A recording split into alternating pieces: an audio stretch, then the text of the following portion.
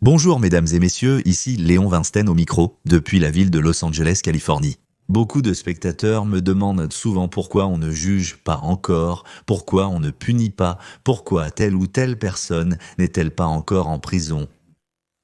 Je veux vous parler de la justice, des enquêtes, des mesures prises par les autorités pour ramener le bon sens dans notre vie.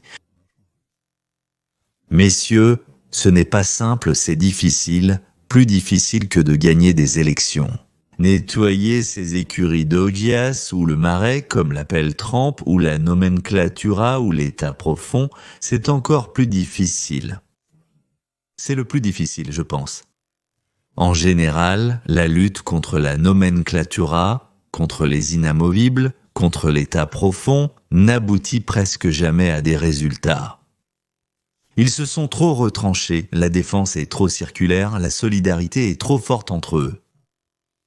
Les documents sont cachés, falsifiés, nettoyés. Les personnes indésirables sont soit achetées, soit souvent éliminées. Pour résoudre le problème de la lutte contre l'état profond, en réalité, le plus important, c'est l'équipe. Ou, comme le disait Iosif Vissarionovitch Staline, ce sont les cadres qui décident de tout. Jeanine Pirro, l'une des partisanes les plus fidèles de Trump, a de nouveau changé de carrière. Elle a déjà été procureure, puis juge, ensuite animatrice et experte sûre. Et maintenant, Trump il l'a appelé d'urgence. Il fallait d'urgence remplacer un procureur absolument remarquable, d'ailleurs, qui n'avait pas été confirmé par le Sénat, et le poste pour lequel il avait été nommé, c'est celui de procureur général de Washington. C'est un poste très sérieux, je l'ai déjà dit. Un poste totalement indépendant du Congrès, du gouverneur, du président. Jeanine peut être confirmée par le Sénat ou ne pas être confirmée par le Sénat. Nous verrons, il faudra 1 mois et demi ou 2, je pense que cette histoire commencera. Mais le ministre de la Justice a le droit de nommer, non de nommer quelqu'un temporairement. En russe, je crois que cela s'appelait ainsi, oui, un intérimaire, quelqu'un qui exerce temporairement les fonctions. Et pendant ce temps, Jeanine peut accumuler tellement de choses, mesdames et messieurs, de moyens de pression, tout cela pour cette même nomenclature. Et Jeanine, ou comme elle est, connue dans tout le pays, Judge Jeanine, c'est-à-dire la juge Jeanine, si elle peut accumuler, elle accumulera.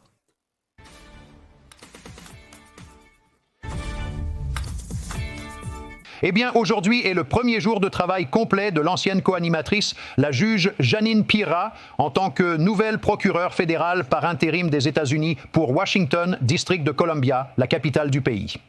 Hier, elle a prêté serment et va désormais diriger une agence influente qui supervise tous les crimes commis dans la capitale du pays. Nous allons suivre cela, Sandra. Ce sera intéressant d'observer l'évolution des événements. Tous nos meilleurs vœux à notre amie la juge. Elle nous manque, mais nous savons qu'elle s'occupe de choses importantes ailleurs. D'accord, nous allons suivre cela. Pendant plus d'un demi-siècle, Jeanine Pirro, connue sous le nom de juge Jeanine, a consacré sa vie à la recherche de la justice, à la défense de la liberté et à la promotion d'un état de droit honnête, égal et impartial.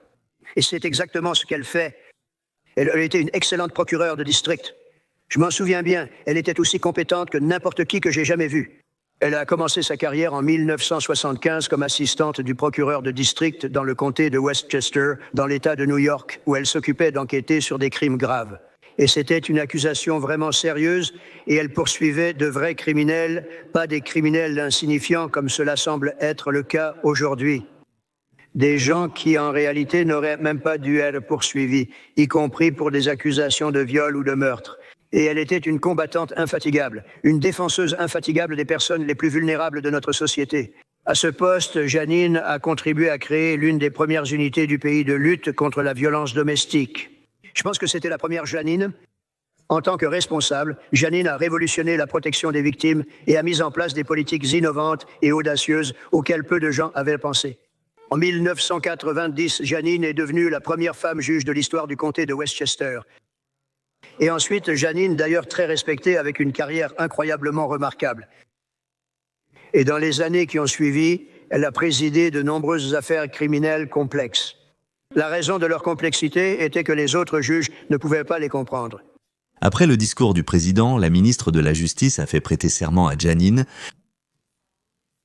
Je jure solennellement et je le confirme par ma parole Moi, Janine, je jure solennellement que je soutiendrai et défendrai la Constitution des États-Unis que je soutiendrai et défendrai la Constitution des États-Unis contre tous les ennemis, extérieurs comme intérieurs, contre tous les ennemis, extérieurs comme intérieurs.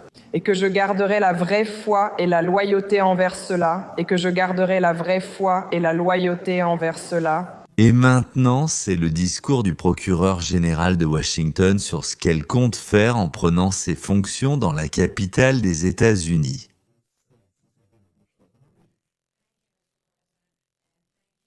Merci, Monsieur le Président, et merci, Madame la procureure générale. Vous êtes tous les deux mes amis depuis de nombreuses années. Il y a longtemps, je suis entré à la faculté de droit pour étudier les questions de justice et apporter la justice aux victimes de crimes violents, les femmes, les enfants et les personnes âgées. Je me suis battu pour leur donner une voix dans un système qui était à la fois aveugle et sourd à leurs problèmes. J'ai mis toute mon âme et mon cœur à créer un système qui répondrait à leurs besoins. Mon parcours professionnel et mes succès en tant que procureur ont attiré l'attention du public et ma vie a pris des tournants inattendus. Dans tout cela, Président Trump, vous êtes toujours resté inébranlable, l'un de mes premiers soutiens et défenseurs. Vous n'avez jamais douté, vous avez toujours été solide, digne de confiance et sûr de vous. D'ailleurs, je ne savais pas que Janine et le président Trump étaient amis depuis longtemps, bien avant qu'elle ne devienne juge.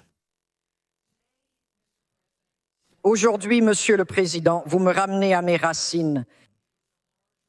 Et c'est une arène plus grande, mais non moins importante.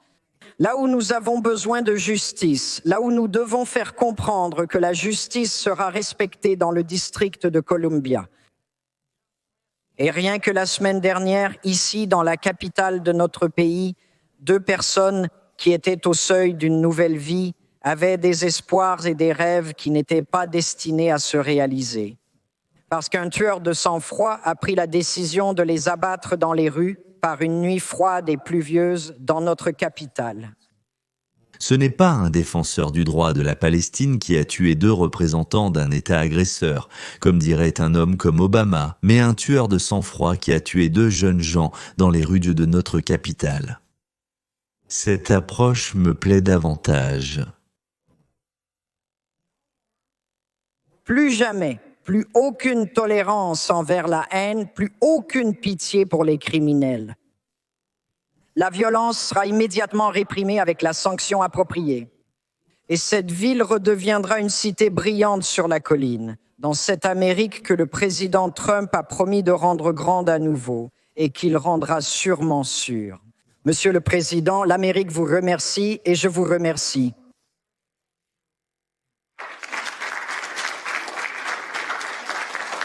Ensuite, il y a eu des questions de la presse au président, bien sûr. En général, Trump répond à plus de questions de la presse en une seule journée que Biden n'en a répondu pendant ses 4 années passées à la Maison-Blanche. Pensez-vous que les Russes font preuve d'irrespect lorsqu'ils disent que vos critiques envers Poutine ne sont qu'une réaction émotionnelle? Et pensez-vous toujours que Poutine veut vraiment mettre fin à la guerre? Je ne peux pas vous le dire maintenant, mais je vous le dirai dans environ 2 semaines. D'ici 2 semaines, nous le saurons très bientôt. Nous saurons s'il nous mène en bateau ou non, et si c'est le cas, nous réagirons un peu différemment. Mais cela prendra environ 1 semaine et demie à 2 semaines. Nous avons M. Bitkov ici, il fait un travail phénoménal. En ce moment, il interagit avec eux de manière très stricte. Il semble qu'il veuille faire quelque chose, mais tant que le document n'est pas signé, je ne peux rien vous dire, personne ne le peut. Je peux vous dire ceci. Je peux dire que je suis très déçu par le fait que cela s'est produit déjà plusieurs nuits de suite, lorsque des gens ont été tués en plein milieu de ce que vous appelleriez des négociations. Je suis très déçu par cela, très, très déçu. Oui, s'il vous plaît. Donald Trump a dit 2 semaines, peut-être 1 semaine et demie, et nous saurons exactement la position de la Russie. Et Donald Trump est très déçu par la direction de la Russie. Parce qu'organiser des bombardements massifs en plein milieu des négociations ne confirme pas la volonté de la Russie d'avancer vers la paix, ce que Vladimir Poutine, Sergueï Lavrov et tous les autres assuraient constamment à Donald Trump et à Witkoff. C'est-à-dire que dans 2 semaines, nous saurons si toutes les déclarations précédentes de Vladimir Poutine étaient des mensonges. Et en fonction de cela, comme l'a dit Donald Trump, les États-Unis commenceront à agir. Comment il agira, Donald Trump, bien sûr, ne l'a pas précisé. Il n'aime généralement pas expliquer ce qu'il va faire. À la question de savoir comment les choses se passent en Iran, à Gaza, a répondu Witkoff, que les Ukrainiens appellent quotidiennement un idiot, une serpillière sexuelle, le paillasson de Poutine, ce qui, bien sûr, augmente énormément son désir d'aider l'Ukraine. Je pense que nous sommes à la presse. Nous sommes sur le point d'envoyer un nouveau projet d'accord qui, j'espère, sera transmis plus tard. Aujourd'hui, le président prévoit de l'examiner et j'ai de très bonnes impressions concernant la réalisation d'une solution à long terme temporaire. De cessation ? D'un cessez-le-feu temporaire et d'une solution à long terme pour un règlement pacifique de ce conflit. Hugo Witkoff prépare déjà les points de l'accord. Aujourd'hui, il les remettra à Trump pour vérification concernant l'établissement de relations économiques avec l'Iran en passant d'une trêve temporaire et d'une réduction des sanctions à une normalisation. Voilà, oui. Honnêtement, j'ai du mal à y croire, même... Poutine joue avec le feu. Quelles seront les conséquences pour la Russie si la Russie continue ? Eh bien, je ne vais pas vous dire exactement, mais les mots parlent d'eux-mêmes. Nous, cette situation ne nous convient pas. Je pense que tout va très bien avec Iran, je pense que tout va très bien avec le gaz, mais avec Iran, tout va vraiment bien pour nous. Et je pense que nous verrons quelque chose de très raisonnable, parce qu'il n'y a que 2 issues. Vous savez quelles sont ces 2 issues? Une issue raisonnable et une issue violente. Et je ne pense pas que quelqu'un veuille voir la 2e option, mais je pense que nous avons fait de grands progrès et nous verrons ce qui va se passer. Vous savez, ils doivent encore approuver les étapes finales du document, mais je pense que vous pourriez être très agréablement surpris par ce qui va s'y passer. Ce serait merveilleux pour eux, ils pourraient avoir un grand pays à l'avenir.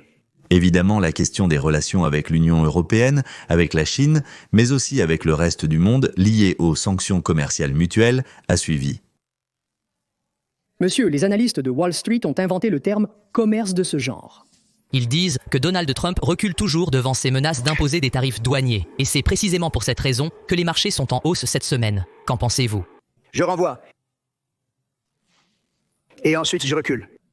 Je n'ai jamais entendu ça. Vous voulez dire quoi? Parce que j'ai baissé les tarifs pour la Chine de 45%, que j'avais moi-même fixé à 100%, puis encore à un autre chiffre. Et j'ai dit, vous devez ouvrir tout votre pays. Parce que... J'ai introduit pour l'Union européenne une taxe de 50%. Ils ont appelé et ont dit, s'il vous plaît, rencontrons-nous directement. Maintenant, s'il vous plaît. Rencontrons-nous tout de suite. Et j'ai dit, d'accord, je vous donne jusqu'au 9 juin. J'ai même demandé quelle date leur conviendrait, parce qu'ils n'étaient pas prêts à se rencontrer. Et après ce que j'ai fait, ils ont dit, nous pouvons nous rencontrer à tout moment que vous souhaitez, et nous avons une date limite, le 9 juillet.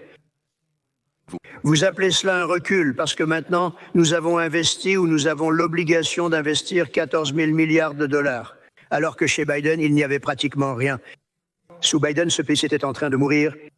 Vous savez, en ce moment, nous avons le pays le plus chaud du monde. Je suis allé en Arabie Saoudite. Le roi m'a dit, tu as le pays le plus chaud. Maintenant, nous avons le pays le plus chaud du monde.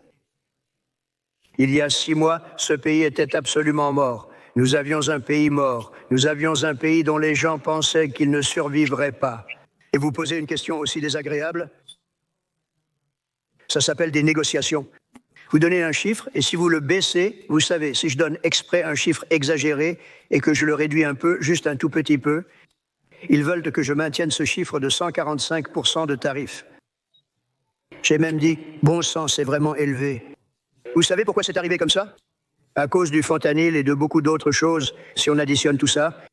J'ai demandé, où en sommes-nous maintenant? Nous sommes à 145%. J'ai dit, oh, c'est beaucoup. Beaucoup. Ils ne faisaient pas du tout d'affaires et ils avaient beaucoup de problèmes. Nous avons été très gentils avec la Chine. Je ne sais pas s'ils seront gentils avec nous, mais nous avons été très gentils avec la Chine. Et à bien des égards, je pense que nous avons vraiment beaucoup aidé la Chine. Parce que vous savez, ils ont eu de grandes difficultés, car nous avons en fait brusquement interrompu nos relations avec la Chine. Nous ne faisions aucune affaire à cause des droits de douane, parce qu'ils étaient trop élevés, mais je le savais.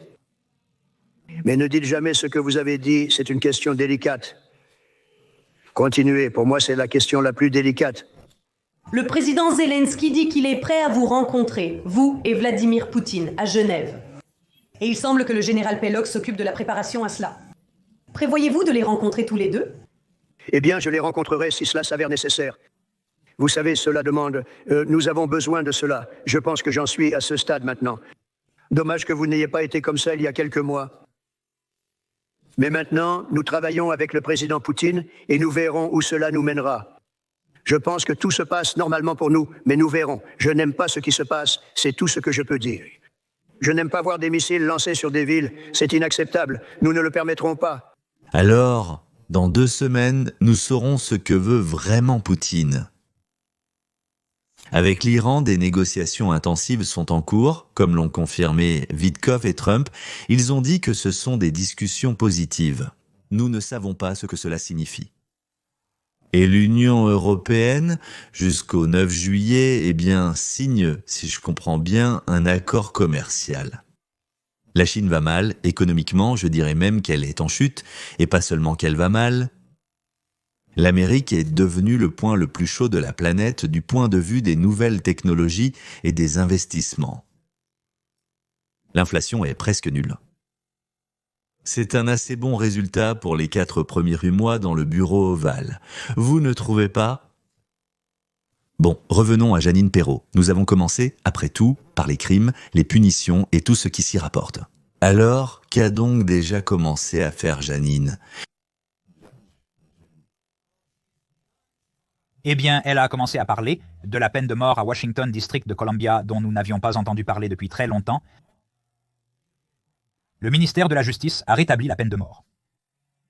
Et puisque le district de Columbia est essentiellement un territoire fédéral, la peine de mort sera désormais rétablie à Washington, district de Columbia. C'est bien. La peine de mort pour trahison est inscrite dans la Constitution. Et voici ce que nous savons maintenant. Les employés qui utilisent le dispositif de signature automatique de Joe Biden pour signer illégalement des documents et falsifier sa signature ont été identifiés. Dans l'une de mes vidéos, j'ai déjà parlé de 3 personnes qui contrôlaient le stylo automatique de Biden. Eh bien, le stylo automatique, oui comme on l'appelle ici. Il n'y a rien d'illégal là-dedans parce que, il y a plein de décrets différents qui sont liés à cela. En soi, ce n'est pas illégal, ce n'est pas illégal. Seulement si soit le président n'a pas donné l'autorisation pour quelque chose, soit le président n'était pas au courant, soit on peut prouver que le président ne comprenait tout simplement rien. Pendant ce temps, il transportait des dizaines, des centaines, des milliers, nous les connaissons déjà, des papiers, signés sous la signature. Alors, il est intéressant de se demander si ces 3 ou 4 personnes sont reconnues comme des traîtres à la patrie. Alors Jeanine Pirro, selon le concept dont vous avez parlé, cela nécessiterait-il la peine de mort ? Il me semble que les personnes qui vendent des grâces entrent dans cette catégorie. Ed Martin qui s'occupe déjà de cette question, du point de vue du ministère de la Justice, et c'est, on peut le dire, une position encore plus forte et influente. À votre avis, qui sont ces fonctionnaires démocrates de Seymour ? Ed cite des personnes qui ont travaillé dans la campagne électorale de Biden en 2020. Ron Klein, Anita Dan, Bob Bauer, Anita Dan, méchante, une communiste cruelle. Il dit que nous savons. Ed Martin a envoyé des lettres au bureau du procureur fédéral des États-Unis, au parquet, à la famille Biden. Il dit qu'il est temps pour les gens de commencer à engager des avocats. Un fonctionnaire de l'administration Trump révèle quel extrémiste démocrate contrôlait l'autopen de Biden. En parlant de cela, Elizabeth Warren, il a des preuves qu'Elizabeth Warren a signées. Beaucoup de ces documents lui appartiennent personnellement. Union des républiques socialistes soviétiques ne dites pas « Joe Pocahontas contrôlait l'autopen ». Et dans une vidéo récemment publiée, David Hogg a maintenant révélé qu'Anthony Bernell, le chef de l'administration de Joe Biden, dirigeait secrètement la Maison-Blanche de Biden. Des images sensationnelles. C'était un secret de polichinelle. J'aurais évité le marionnettiste effrayant et mystérieux dans le style du magicien d'Oz. Il avait un immense pouvoir et il contrôlait tout à distance. Oh là là, des choses effrayantes. Donc, il faut enquêter sur toutes ces personnes. Et maintenant, il s'avère que c'est le juge Janine qui va les enquêter. Devinez qui va remettre les convocations? Le juge Janine, des fonctionnaires. Biden a été convoqué pour un interrogatoire devant la commission de surveillance de la Chambre des représentants. Le juge Janine, bien sûr, sera également responsable de poursuivre ceux qui ne se présenteront pas au Congrès. Tout comme cela a été fait avec Steve Bannon ou Peter Navarro. Donc, c'est un tournant très intéressant des événements et le juge commence sur une bonne note. Je raconte tout cela en détail parce qu'on me demande tout le temps pourquoi ils ne sont pas emprisonnés, pourquoi ils ne sont pas punis. En Amérique, là, sur les rouages de la justice, ce messieurs tournent terriblement lentement, mais inévitablement. Pour punir, il faut prouver la culpabilité. Nous avons un système judiciaire britannique, c'est-à-dire assez complexe et lourd. Parce qu'ils ne veulent vraiment pas d'erreurs judiciaires, ils ne veulent vraiment pas que des innocents souffrent. C'est pourquoi c'est compliqué, c'est pourquoi il y a la présomption d'innocence. Il est très difficile d'obtenir une condamnation.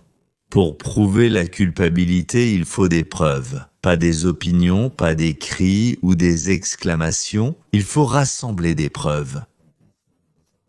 Et les coupables sont coupables.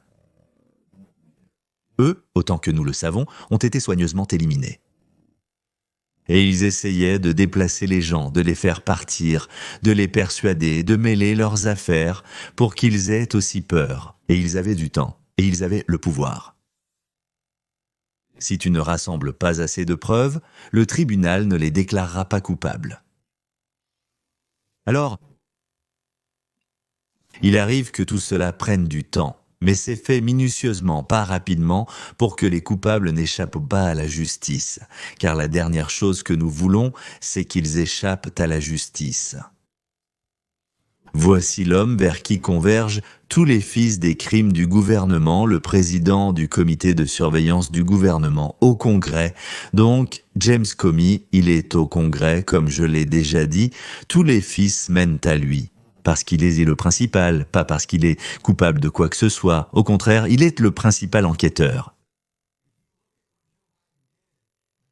Si l'on regarde ce que Joe Biden a fait à la fin de son mandat présidentiel, il a été plus actif au cours des 90 derniers jours que pendant les 3 ans et demi précédents. Ils ont signé de nombreux décrets exécutifs, ils ont émis de nombreuses grâces et presque toutes ont été signées à l'aide d'un dispositif de signature automatique. Nous voulons savoir qui contrôlait le dispositif de signature automatique et quel pouvoir ils avaient pour l'utiliser au nom du président. Surveillance de la maison.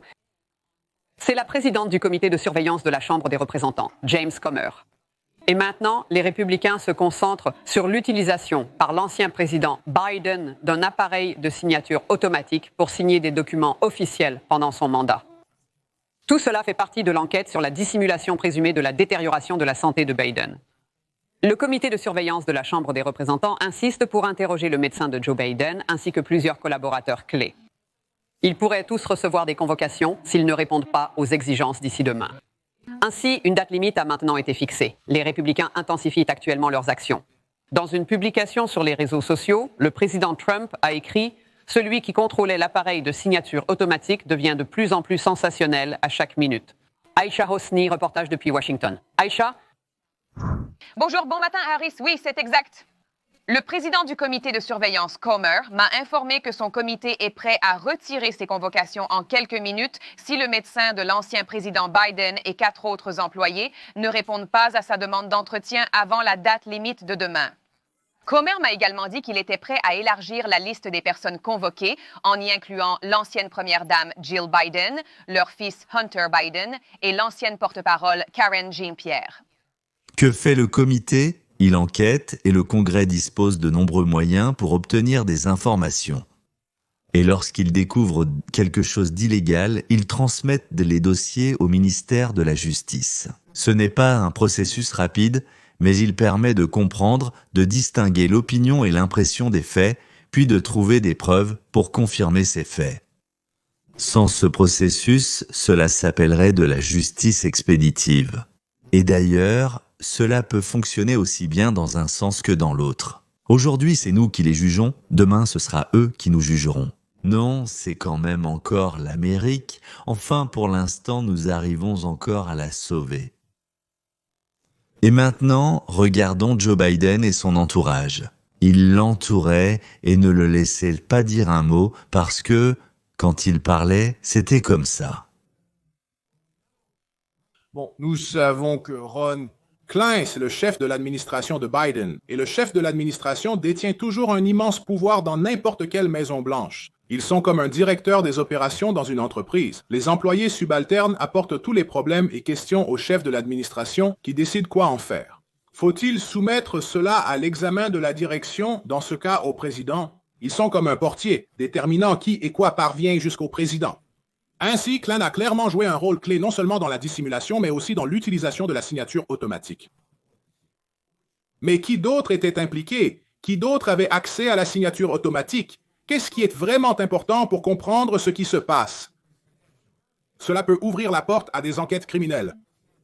Et ce matin, nous allons découvrir qui se trouvait réellement au sommet de cette chaîne de décision. Le vice-président du Comité national du Parti démocrate, David Hogg, a encore tout gâché. Par hasard, en dévoilant toute cette escroquerie, il a complètement levé le voile sur le scandale, avouant devant une caméra cachée que le Comité national du Parti démocrate était au courant, qu'il savait que cela se passait. Et ils savent exactement qui est cette personne. Qui était cette personne qui agissait comme notre président secret, quelqu'un dont la plupart des Américains n'ont même jamais entendu parler. Le principal conseiller de Jill Biden, Anthony Bernal, était apparemment le véritable président des États-Unis, l'homme qui dirigeait réellement le pays pendant le mandat de Biden. David Hogg dit que le Comité national démocrate savait qu'Anthony Bernal prenait des décisions au niveau du pouvoir exécutif, comme les chefs de département, les chefs du cabinet. Imaginez, Biden nomme son cabinet pour l'aider à diriger le pays, et ils usurpent ses pouvoirs, décident de le contourner, d'exclure Joe Biden du processus de prise de décision et de s'adresser directement à Anthony Bernal. David Hogg décrit cette personne comme, je cite, une figure de l'ombre à la manière du magicien d'Oz, qui détenait un immense pouvoir, et il dit, je ne peux pas exprimer à quel point il avait du pouvoir à la Maison-Blanche. Je pense toujours que c'est Barack Obama qui tirait les ficelles, mais peut-être que c'est Anthony, comme ils le disent, que Jill Biden a amené. C'est un secret. D'ailleurs, cet épisode va être très amusant maintenant. Cela a été enregistré en secret, la personne ne savait pas qu'on enregistrait. C'est l'un des dirigeants du Parti démocrate des États-Unis. Un certain David Katt, pas une personne très intelligente, mais je pense qu'il est très bruyant, c'est pourquoi il s'est retrouvé là-dedans. Je crois qu'il est le vice-président du Parti démocrate américain. Il est très jeune, regardez. La question pour moi était de savoir à quel point le Comité national du Parti démocrate est corrompu, si tant de gens savaient ou si peu savaient sur le président des États-Unis. Je veux dire, en fait, le fait est que le Comité national du Parti démocrate sera toujours, en fin de compte, un quartier général électoral du président. La question la plus importante, c'est l'entourage proche de Biden. Voilà, c'est tout. Et je ne peux pas assez souligner à quel point, par exemple, la chef de cabinet de Jill Biden avait un énorme pouvoir. Jill Biden, la chef de cabinet de Jill Biden.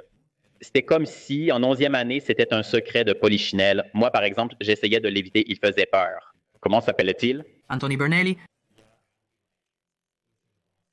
Je ne l'ai jamais... Vous? Voilà, justement. Il est juste, eh bien, il est comme une figure de l'ombre, un peu comme le magicien d'Oz. Mais c'est ça qui l'a rendu comme ça. Eh bien, moi, bien sûr, je savais. Mais par exemple, les gens ordinaires ne savaient même pas à quoi il ressemblait. Mais il avait tout simplement un pouvoir immense. Et je ne peux pas exprimer à quel point il avait du pouvoir à la Maison-Blanche. Aux États-Unis, il y a un groupe médiatique qui s'appelle Projet, ce qui signifie projet. Découverte de la vérité? Eh bien, c'est la découverte de la vérité comme ça. Leur spécialité, c'est d'enregistrer des vidéos, des révélations de politiciens, de fonctionnaires et d'autres personnes qui ne se doutent de rien. Eh bien, il était le chef du cabinet de la première dame. Selon le nouveau livre de Jake Tatar, il était aussi, je cite, « la pire personne qu'ils aient jamais rencontrée ». Le plus étonnant, c'est que les médias indépendants en parlaient depuis de nombreuses années. Nous savions tous que cela se passait, que Dijon n'était déjà plus en état, qu'il n'était plus capable d'accomplir ses fonctions. Mais les médias traditionnels nous traitaient de complotistes, publiaient des vérifications de faits à chaque fois que Trump ou un républicain parlait de la santé déclinante de Biden. La défense de J.K. Tapera que même les médias traditionnels ont oublié, la règle principale du journalisme. Ne jamais faire confiance aux gens au pouvoir. Vous plaisantez, regardez. Et je pense que nous devons être sceptiques envers tout ce que nous disent les gens au pouvoir. Et je veux dire, cela devrait évidemment être la devise d'un journaliste depuis le tout début. Si ta mère te dit qu'elle t'aime, trouve une deuxième source, mais nous devons simplement nous en souvenir. Vous savez, les politiciens mentent, les maisons blanches mentent, le pouvoir, oui, c'est un aphrodisiaque, et nous devons tous nous en souvenir et ne pas tout prendre pour argent comptant. Les journalistes qui nous ont menti pendant des années disent donc maintenant « Oh, nous étions juste si crédules. Nous ne comprenions même pas, nous ne voyions pas. » Oui, nous avons vu qu'il bougeait un peu bizarrement, mais nous croyions que tout allait bien avec lui. Mais souvenez-vous de mes paroles. Au signal de la trompette du parti, ils iront tous, joyeusement, mentir en rang serré. Encore, encore et encore. Eh bien, et pour finir...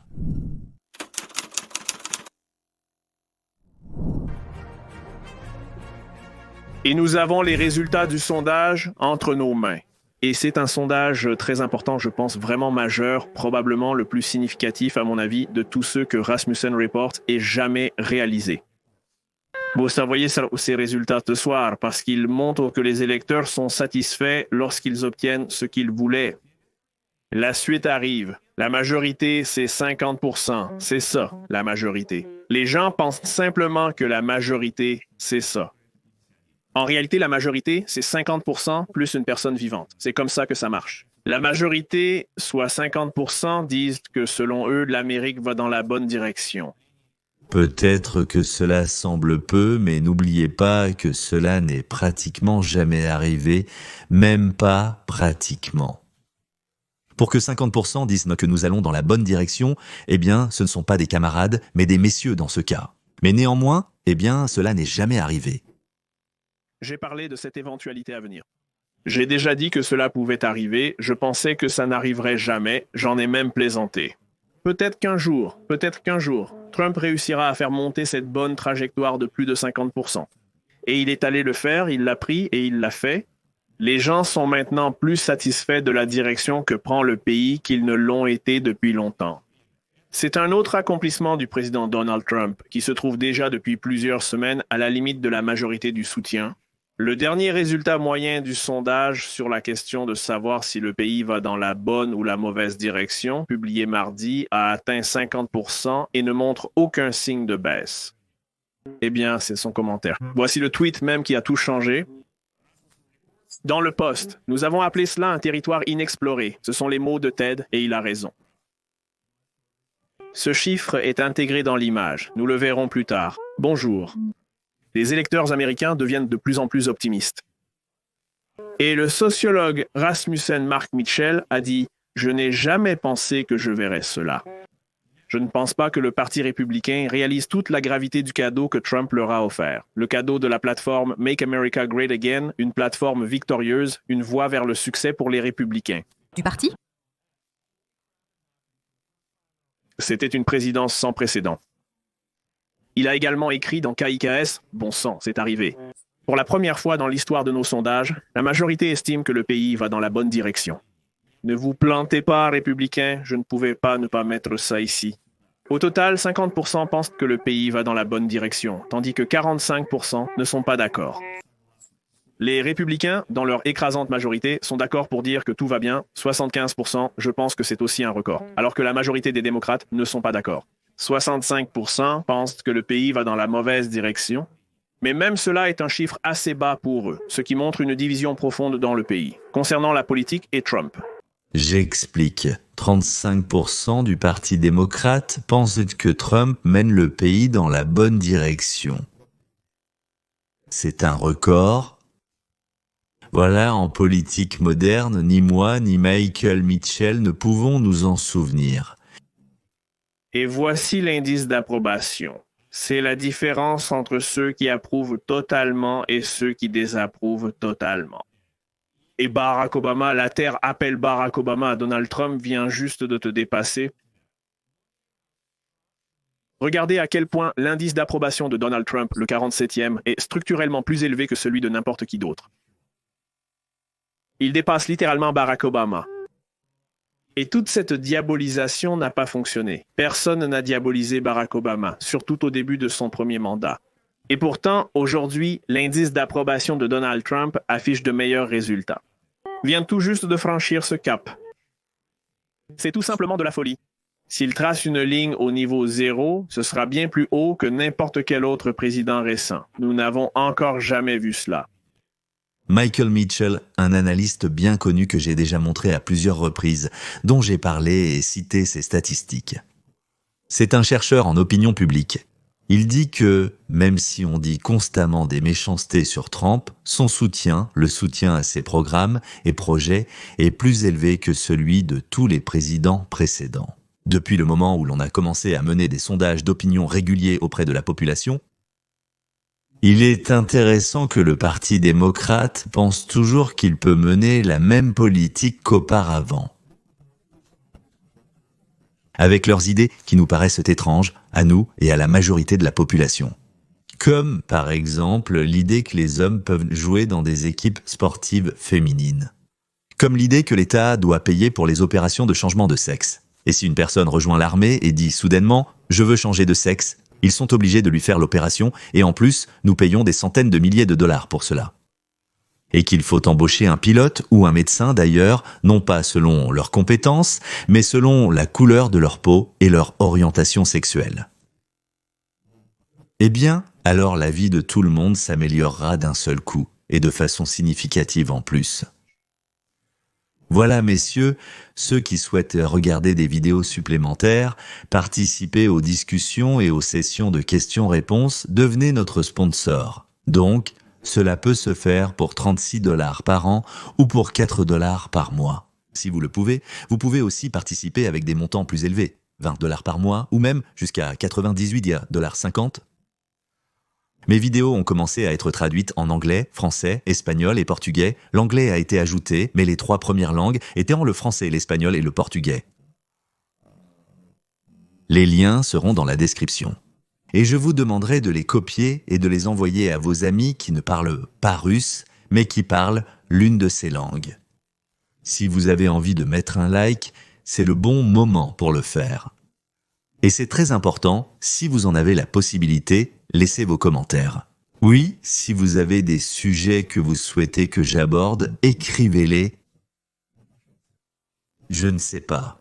Ne me posez pas de questions, s'il vous plaît, sur les affaires intérieures de l'Ukraine, de la Russie, d'Israël, mais sur la situation ici ou sur les relations entre les États-Unis d'Amérique et d'autres pays.